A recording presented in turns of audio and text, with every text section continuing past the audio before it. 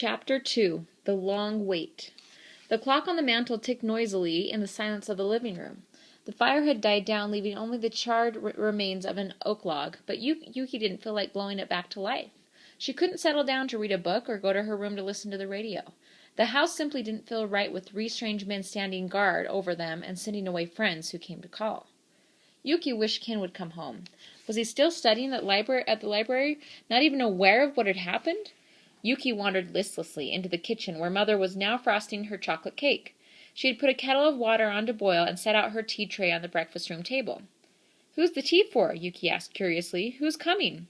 Mother always prepared tea when she was expecting visitors. In fact, even if the callers were unexpected, she served a pot of fragrant green tea and whatever sweet she had in the lacquer bowl in the cupboard. Anyone who came to their house and stayed for more than 10 minutes was always served tea, even the real sick hosiery woman with her bulging bagful of silk underwear and stocking samples. "No one is coming, Yuki-chan," Mother answered quietly. "Then who's the tea for?" "For the policeman and the gentleman from the FBI." "You're going to give them tea and cake?" Yuki asked, dumbfounded. "They're not even friends," she objected. "They took Papa away. Why should you give them any tea?" Mother quickly brushed aside Yuki's objections. "If we're going to spend the rest of the afternoon with them," she said firmly, "we might just as well be pleasant. After all, they're only doing their duty. We needn't be rude." Yuki could see that Mother had already made up her mind, and there was no use arguing with her. She could be very determined when she wanted to. That was probably why she'd had the courage to come all alone from Japan 20 years ago to marry Father, whom she had only known for a short time. "My professors at college knew us both and recommended your father most highly," she had explained once when Yuki asked if she'd been worried. That was all she needed. She'd come with faith and trust in her heart, and she had never been sorry. Yuki sighed and picked up the tea tray, carrying it into the living room as she usually did when they had guests. Mother would bring the teapot and the cake and do the serving. The policemen came from their posts and sat down awkwardly on the couch as Mother invited them to have some tea. Yuki knew they were embarrassed, but they also seemed a little pleased. They relaxed and smiled, and as Yuki sat eating sweet mouthfuls of chocolate cake, she could no longer scowl at them. Mother knew it was difficult to have tea and cake with someone and still be unfriendly. Her gentle manner and warm smile, in fact, quickly defrosted anyone who came to their home, even the most haughty or arrogant.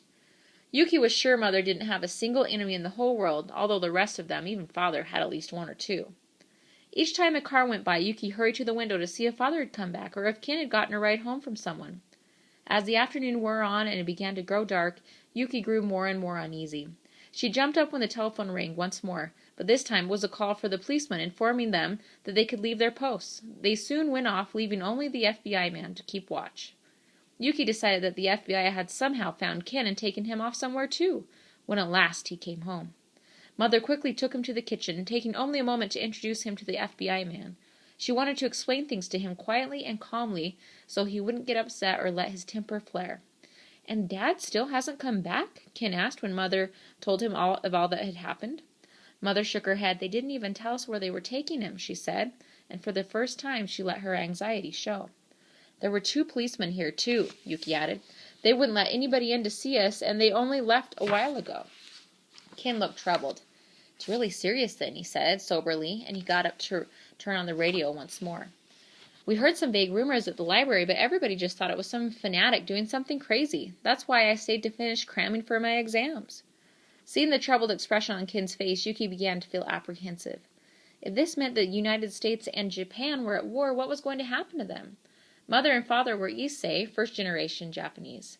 They were as law-abiding and loyal as any American Yuki knew, but they had never been able to become citizens because of a law that wouldn't permit them to.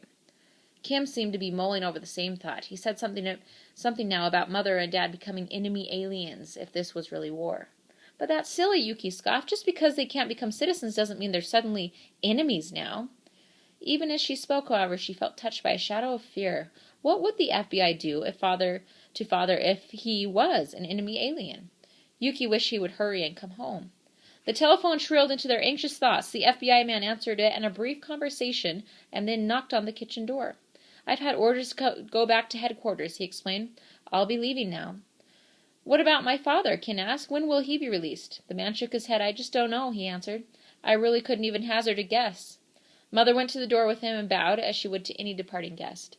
The FBI man paused as though he wanted to say something friendly, but he didn't quite know what to say. I hope everything will be all right for you, he said briefly, and then he was gone. The house suddenly seemed empty and lonely, and Yuki flicked on the lights to scatter the gloom. Put the porch light on too, Yuki-chan, Mother reminded her. Father may be back soon. No one felt hungry, but Mother put supper on the table. Each time the telephone rang, Mother again hurried to answer it, hoping it might be Father, but each time it was only an anxious friend. Mrs. Ito said that Mr. Ito was taken too. Mother explained after the last call. He was head of the Japanese Association in Oakland. It now became clear that the FBI was rounding up all the leaders of the Japanese community. When Ken called his classmate Jim Harai, he discovered that Jim's father had been taken as well. Mr. Harai was manager of one of the Japanese banks in San Francisco. Looks like the FBI had a long list, Ken said dismally. Now that the telephone was no longer monitored, it rang endlessly. Many of their Caucasian friends called to ask if they were all right.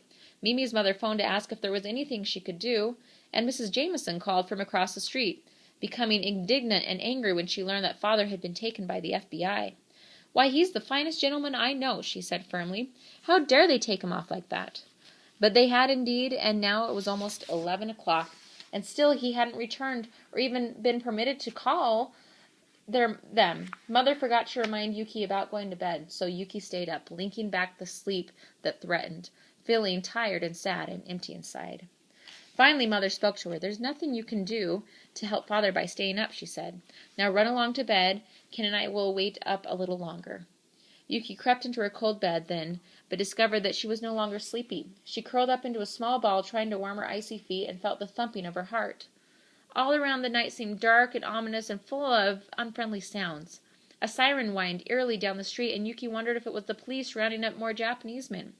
She could hear the foghorns droning drearily over the bay and felt glad to be safe in her own bed and not lost in some small boat floating in the foggy night. She heard the distant dull thud of an explosion and wondered if it could be a cannon. Had the war come to California? Suppose Japanese planes came to bomb San Francisco and Berkeley? Yuki shivered at the horrible thought and wiggled down deep into her bed. She heard the sound of a car slowing down near the house. Papa's back, she thought happily. Yuki leaped out of bed and ran barefooted into the living room to find Mother and Ken already at the door.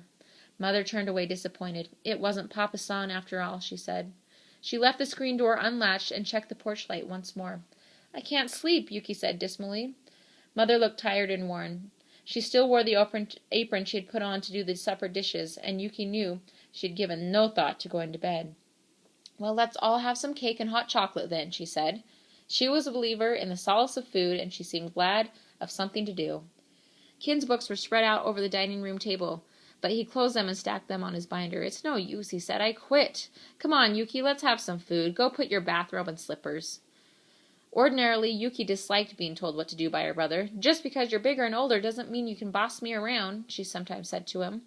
If he was in a good mood, he'd laugh at her and tell her to get moving, but if he felt mean, sometimes he would just put a big hand at the back of her neck as though she were a basketball to be dribbled down the court and march her off to her room. Ken was tall and strong, and he was the star forward on the Japanese students' club basketball team. If he wanted to make Yuki march, he could, whether she screamed or scratched or even tried to bite. Tonight he was wrong, but there was a gentleness in his voice that made it seem all right for him to tell her what to do. It was the way Father spoke to her.